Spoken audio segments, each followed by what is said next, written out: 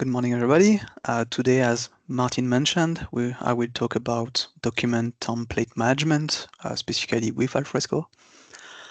So it will be a short introduction to Alfresco, but let's just go first of all to the template slide of DBI, just a couple seconds on it, if you want to look at something in it, but more or less that's what Martin covered. So about myself, I am Morgan Patou. I am technology leader for the ECM part at DBI Services and principal consultant.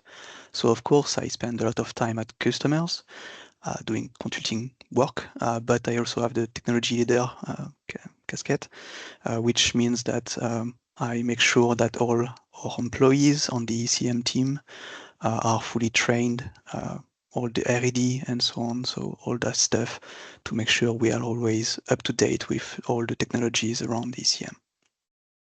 So I have the two certifications for the content part of Alfresco, so the administrator and engineer. So as I said about the agenda, it will be very short introduction of Alfresco. That will not be the main topic. I will spend a lot of time on the demo to show the use case, but just I wanted to introduce what is Alfresco in a few words and what it can do and what are the solutions. I will not talk much about the enterprise, the company that owns it, which is Island. I will mainly talk about the solutions. So in 3 points, first of all, the services, then some integrations around Alfresco, and then applications that are provided out of the box. So in the services, there are 3 mains. First of all, there is the content. So that's the Alfresco content services. That's the ECM part of Alfresco. So it's based on a robust core, which is the repository of Alfresco. And that's where you will do your document management with all the life cycles of the documents, version control, permission control, and things like that.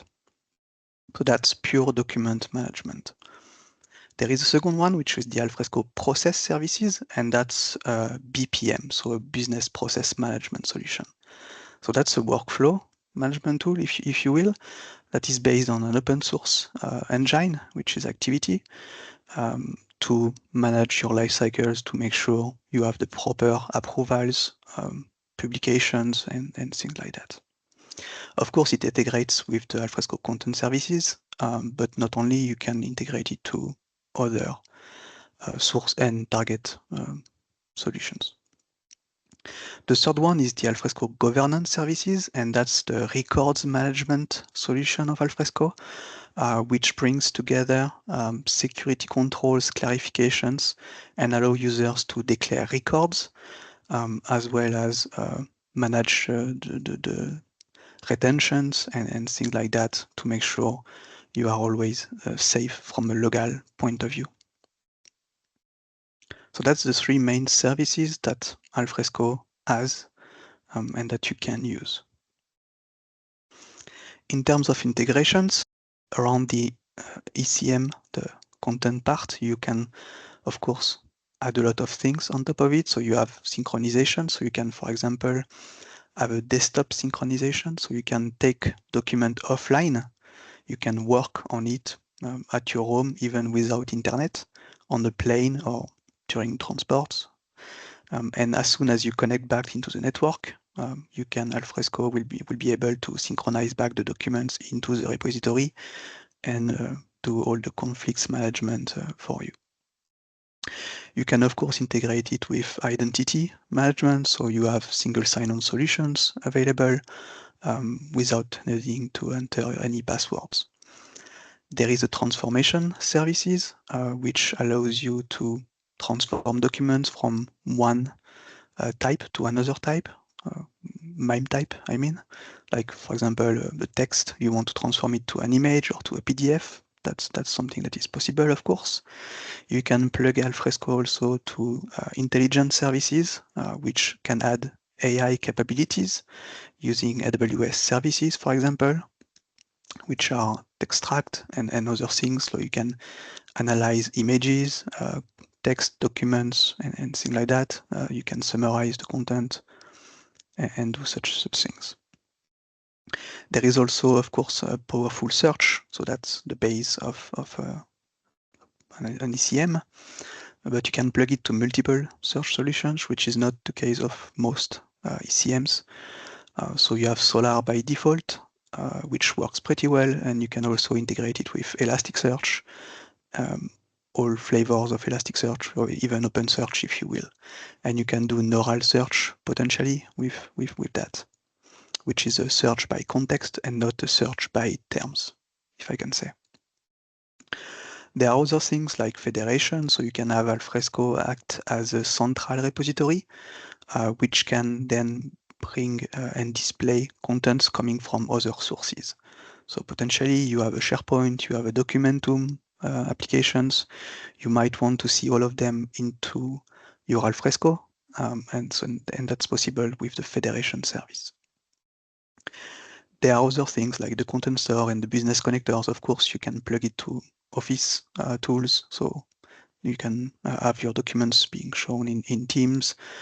You can use collaboration tools like of course, the 365 Microsoft or Google Docs integrations. So you have all these capabilities and all these integrations that are provided by the vendors. In terms of applications, we will go through a few. The first one I wanted to talk about is the Alfresco Digital Workspace. That's the new UI of Alfresco. You will see a part of it in the demonstration. It's based on Angular, so it's a modern display, and you can tailor it to your needs. So Alfresco provides a framework, basically, and you can just put pieces together to customize your UI as per your need. So you can create multiple UIs for different use cases, like a UI per team. If you want your HR team to see some specific things, then that's possible, and other teams would not, because you can create other UIs for them. So it's based on the ADF framework. So that's what it would look like. For example, it's an example, it's fully customizable, so everything you see can always be modified, changed, and anything. Alfresco is open source, so that's the power of that. You can see downloads, you can see your documents, that's the faceted search, so you can see the results, and then you can filter it based on MIME types, based on people that change that, and so on. So that we will see in the demo, for example. The next application is the mobile workspace. So that's the access through any mobile, like an iPhone or an iPad. You can do pretty much everything from your mobile. So you can access your documents, of course. You can search it, you can perform workflows, you can participate in the workflows, and you can share it. You can share documents through mails and links like that. So that's pretty powerful. And of course, I also have screenshots there. So you can see that's an example. You can always create your own applications. There is also the SDK for that. So that's pretty good. The third one, the next one, is the Alfresco Content Accelerator. And that's, as I said before, the digital workspace. It was a framework, if I can say. This Content Accelerator, it's UIs pre-configured for some specific use case. So there is no code needed. It's provided out of the box, and then based only on configurations, you can tailor it to what you need exactly. So there is a solution for claims management, for HR files, and things like that. So you have it out of the box, and you can just start using it. The last applications I wanted to mention, there are a lot, so I will not cover all of them, but that's the main ones I wanted to talk about. It's the enterprise viewer.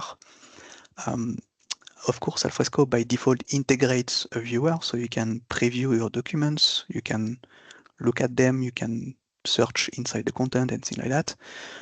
But there is, if you need more than that, there is the enterprise viewer, which allows you to annotate the document directly online from your browser, so you can strike through some lines, some words, you can add comments, you can collaborate in real time. So you have potentially multiple people that can work on this at the same time on the same document, and you can see where other people are looking at. You can see what they are currently doing. It's a secure and fast viewer, so it's even more powerful than the out-of-the-box viewer. You can redact the content. So that means, for example, there is a credit card number or telephone number on the document, and you don't want it to be shown. So the enterprise viewer can redact that. And it's not just a black box that is added on top of the document. So it's not a watermark. It's really a redaction. So it will go and modify the PDF, for example. It will modify the content of the PDF to completely remove it. So even if someone downloads the file, which he should not have access to, he cannot look inside the document to find details. That will be completely removed from the content. And you can add digital signatures and other things like that. So that's pretty powerful. And I have also some screenshots. So that's what it looks like, for example. So you have watermarking like the reviewed image that is shown there, strike through and all the highlighting stuff. And for the redaction, as you can see here, you can still see the content because it was not saved yet. Otherwise, it would be a black box and it will remove everything from the content of the document. So that's the short introduction to what Alfresco has as solutions and what it can do for you. So for the demo, why do we want to do, or why do we use templates? Of course, it's because we want consistency and compliance. All companies, I assume, have templates for their internal documents, for ISO reasons, for SOPs, maybe even for invoices, things like that. So we are all using templates to make sure we stay consistent and we always stick to our baselines. It's also for efficiency and for ease of use. It's much more easier for users to start from something that already exists, so that they don't want to think about, okay, what do I need to put on the first page? What do I need to put on the second page? If you already have the templates ready, they can just start filling it directly. So that's much more easy. And it reduces the training times also for the end user.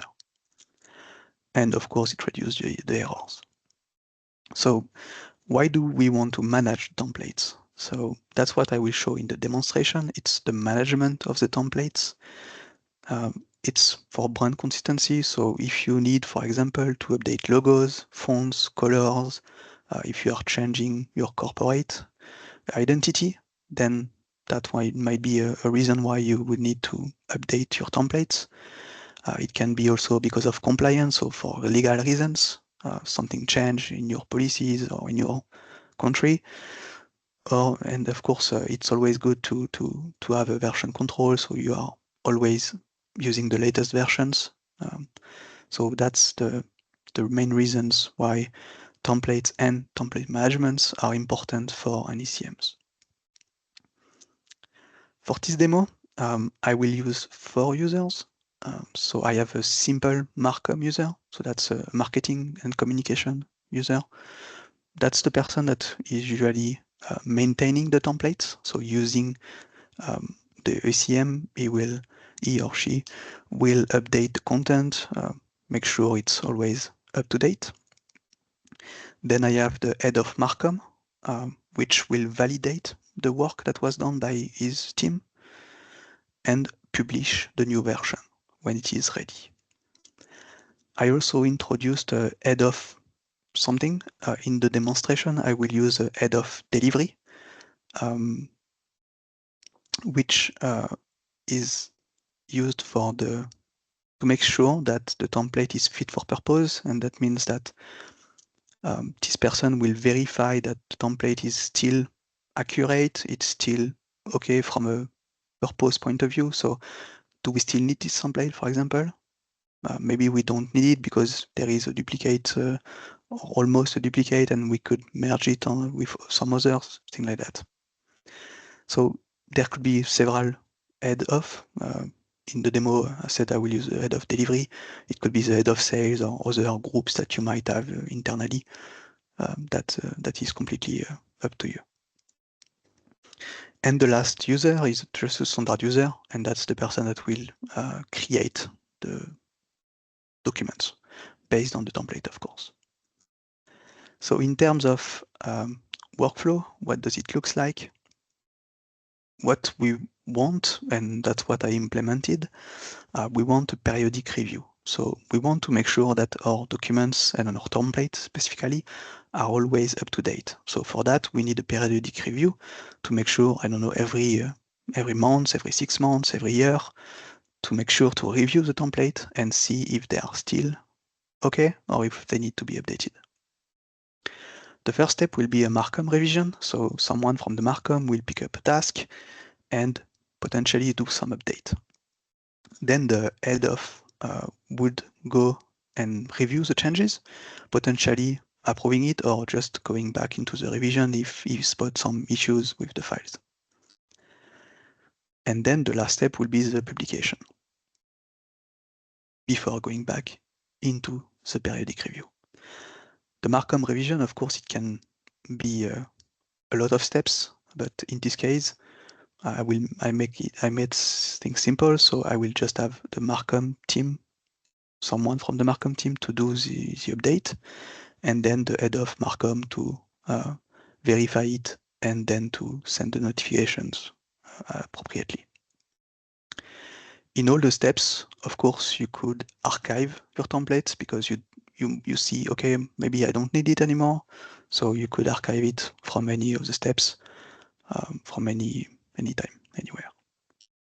So that would be a simple workflow, and that's what we will see in the demo. Okay. So I have 4 different users. I said you can see the names in the tab. It's maybe a little bit small, but there is the colors. So we have Florence. She is the head of Marcom. So she is the person that will do the final review and publications. We have Estelle, which is part of the Marcom team. So she will work on the update of the document. Then we have Gérard, which is the head of delivery. So he will do the review. And then we have Morgan, myself, which is the simple user.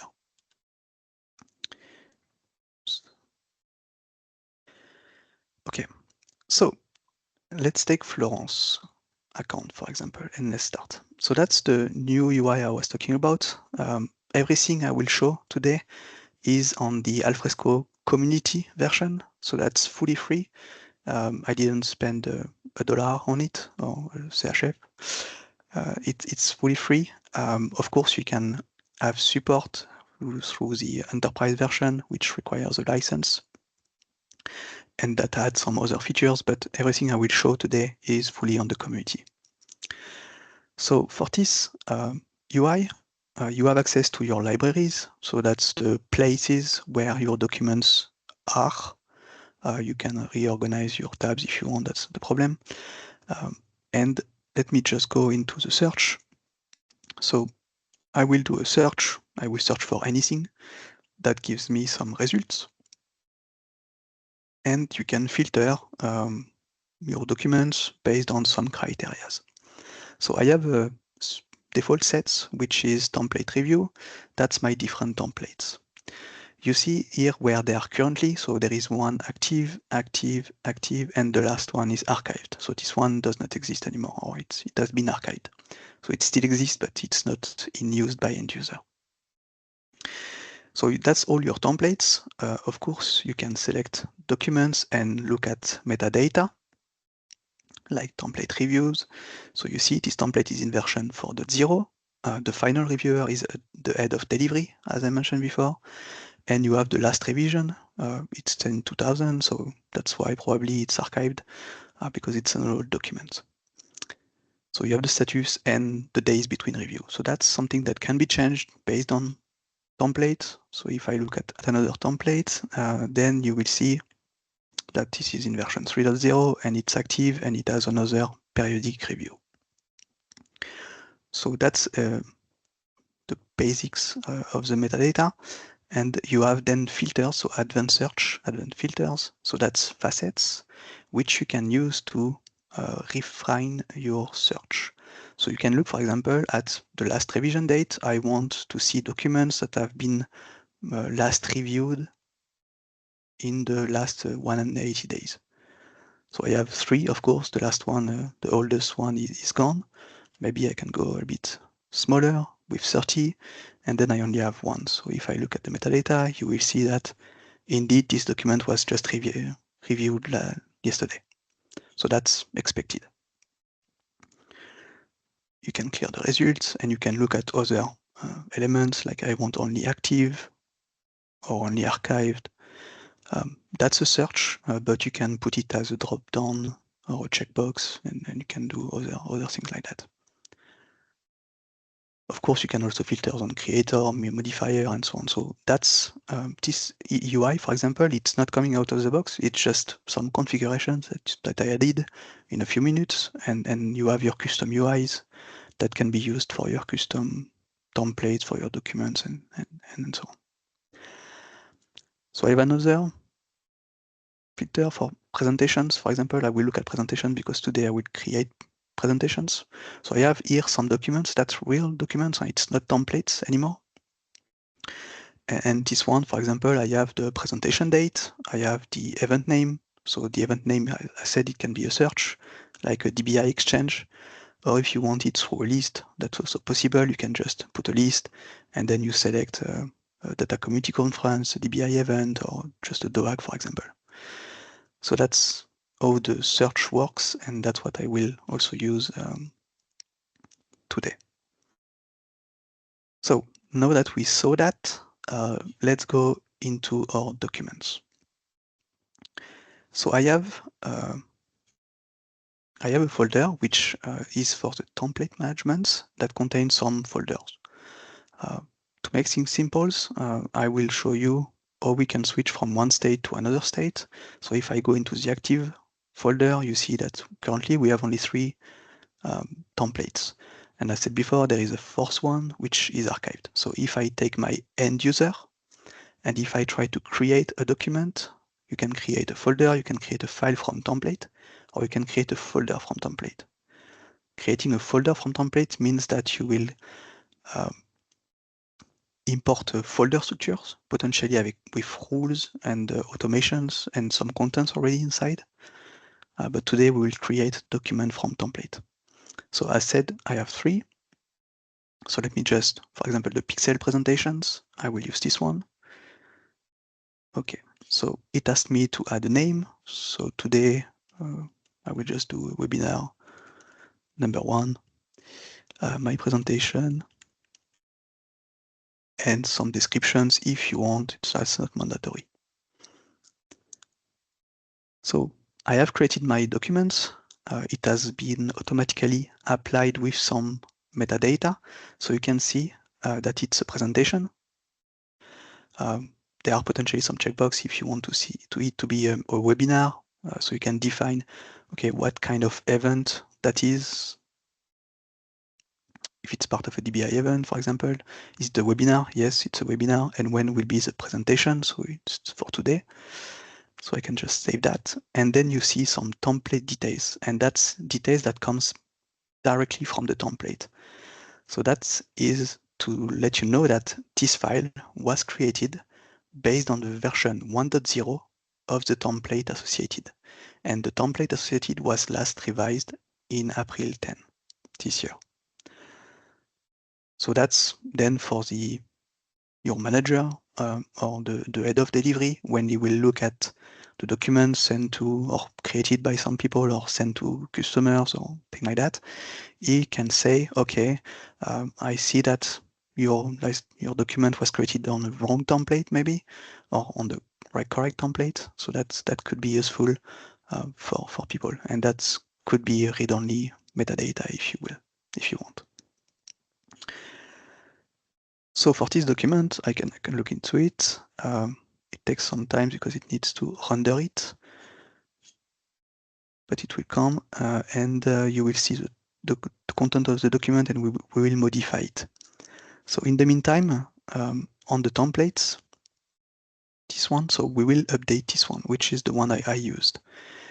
So to be able to update it, I said it could be a periodic review, and what I set is that everything that is older than the days between review means it will be triggered and it will enter the workflow. So to check it, let's say, for example, that I will set a date this month. If I update it, you see nothing happens. The document is still there in the templates folder. So it didn't went through the workflow because it's not older than 180 days. However, if I change it and I put it last year, for example, in August, somewhere, if I save it, then it's not there anymore. And you can see that I just received a mail. So 2 people will receive a mail, Estelle and Florence, which are the 2 people member of the Markham team.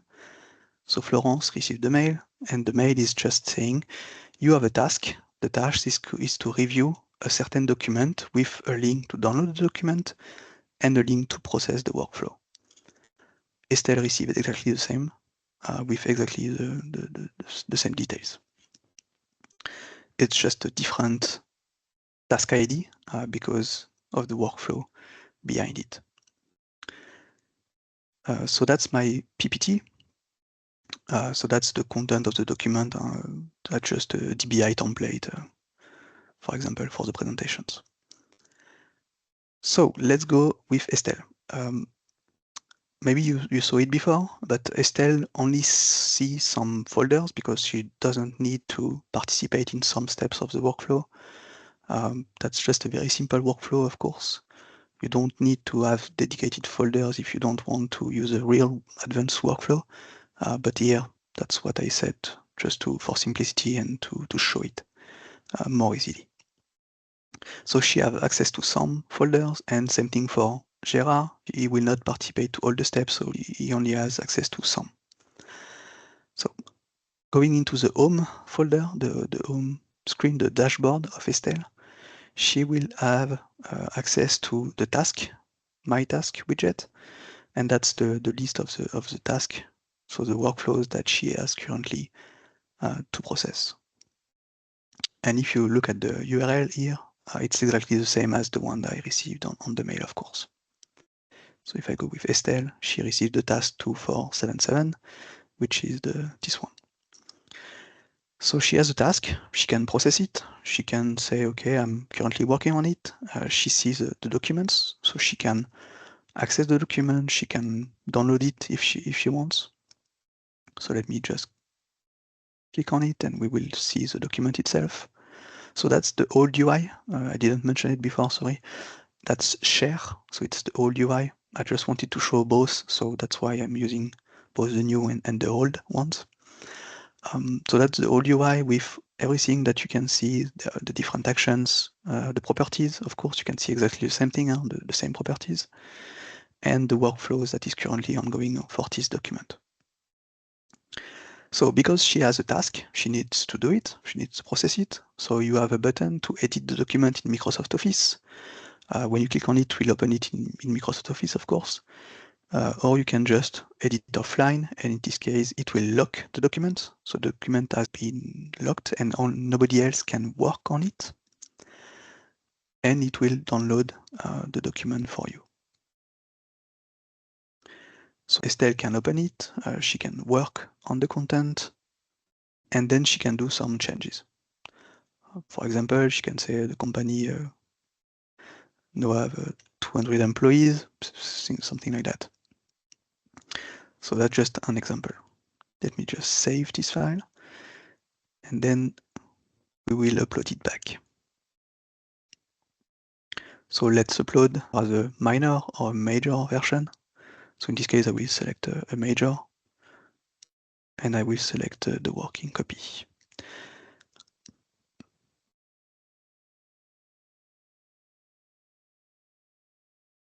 Okay. So you can put a comment if you want, and then you can upload the document. As soon as you upload, the file has been released, so some other people can now start working on it. You saw a pop-up saying that the file is now available, but the preview might not refresh directly, so that's why you still see 100. It might take 5 seconds to just to refresh the preview. Estelle can go back, sorry, to the workflow, and she can proceed. So let's say that, for example, she is fine with her update. So I updated the number of employees. The rest is fine for me.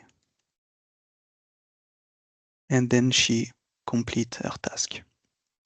As soon as that has been done, we will receive a new mail, but only for Florence. So Florence has now received a mail saying the document is approved. That's just the out-of-the-box naming, but you can change it if you want, saying that, okay, the task has been processed and you can go and continue the workflow. So she got a new ID.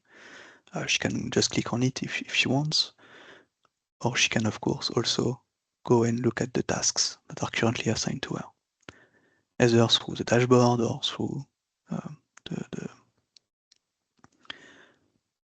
specific view for the task. You can view the full workflow. So that's a very simple out-of-the-box workflow that Alfresco provides. There is just one review task and then approve or reject. That's all there is to the workflow. So Florence, then received the final step of this review. So she can look at the document, she can see what was changed by Estelle, and she can potentially say, okay, that's for me, that's fine, or she can send it back to Estelle's queue. So if there is nothing to modify, then let's say, okay, looks good to me, and complete our task as well. And now the workflow is completed. Sorry. So there is nothing left anymore. So what does that mean? That means that if you look at the in revision, which is this folder, there is no workflow anymore for this document. So you could, of course, automate the next step. So sending this document then in review to the head of delivery. But I wanted to show you also some actions. So if you want to manually move or do something on your documents, so you have some actions there. You have the same actions on the new UI, of course. And in this case, I will want to move it. So you can do a search. You can search on the folder, like preview, and then it propose you where do you want to move it. So in this case, I want to move it into the next step, the third in review. So I could just select that and then do move. You can also just go back to the parent folder, and then you have exactly the same thing. You can select and move. On the old UI, it's a bit different. Let me just go back to the folder. Okay. So on the old UI, if you do a move, then you can select if you want to send it to a site, a specific repository, a specific folder. But by default, you will see where you are currently, and then you can just select another, which will be the next steps, and do the move, and that's what will happen.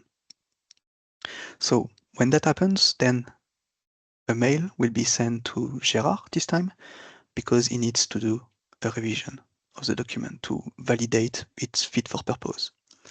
So this mail is a bit different. Again, it's just I wanted to use some other mails.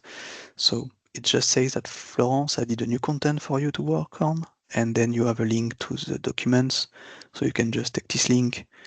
I will just copy it, for example, copy the link, and then when I go with Gerard, I can put the link, and then you are on the page itself.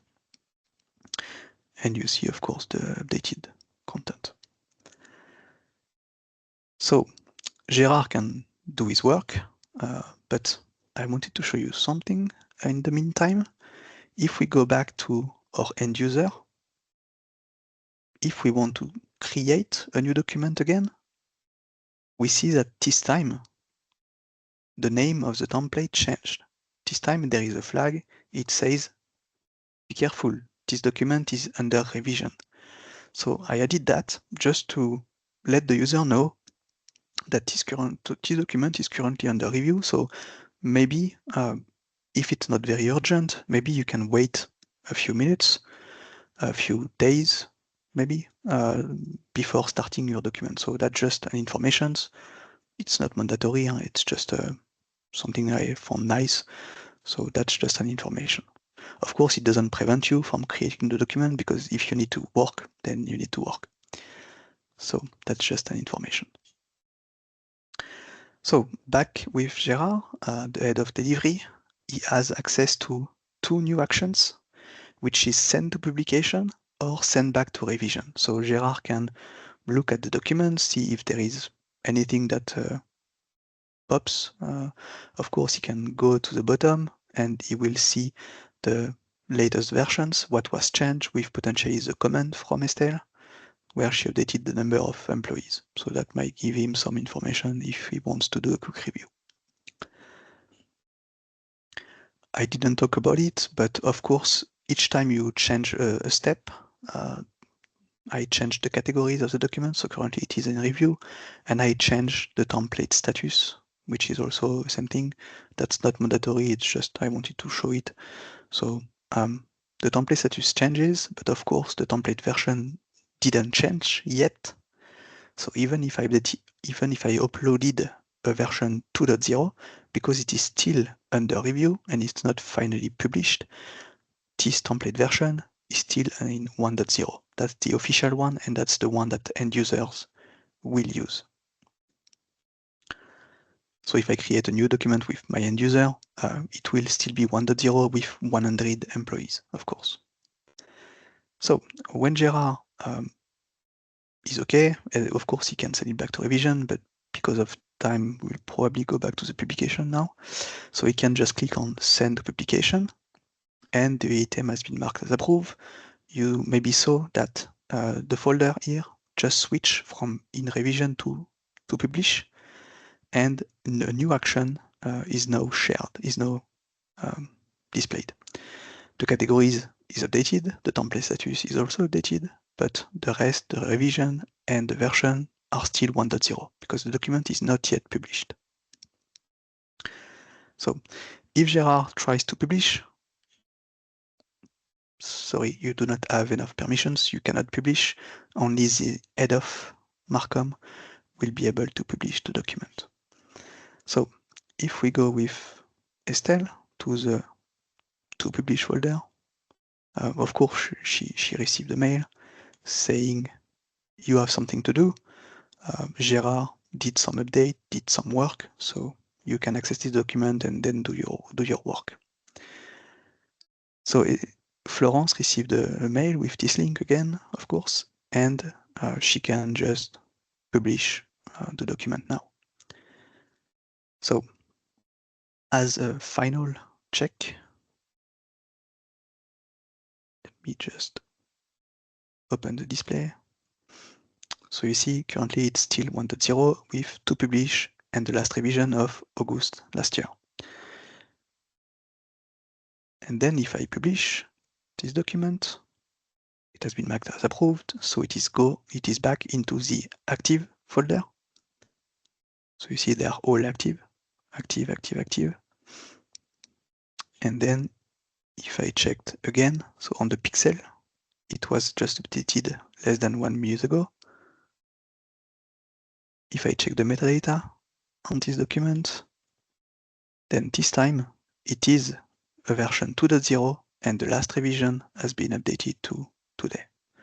So it refreshed everything and everything is now ready for end users to start and create new documents from this template. Of course, the in revision flag is now gone. So it's this document, the pixel presentation. So I can create a new one. Just do a webinar number 2.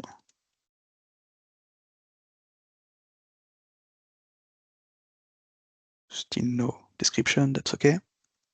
And then if you compare, so as a reminder, template details on the number 1, version 1.0, 10 of April, while for the number 2, we have version 2.0, last revision today. So that's how you can check and see if the version of your document, for example, is okay. And if you try to create a document from an end user point of view, then you will always have to use the latest versions. So that's the demo I wanted to talk about today. Just to finish on the, let me just select the data community conference. Let's say it's not a webinar. Let's say the events will be in 3 days.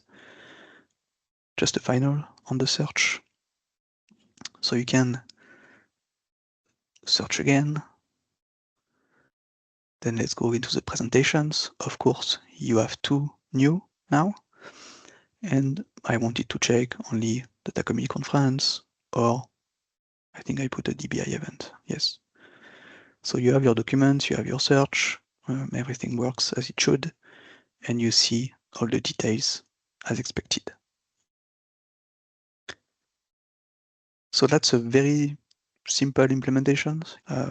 It's not very complex, but it can still help you pretty much when you need to make sure that your templates are always up to date within your ECM. So that completes my presentation. If you have any questions, feel free to put them on the chat or maybe even open your mic now.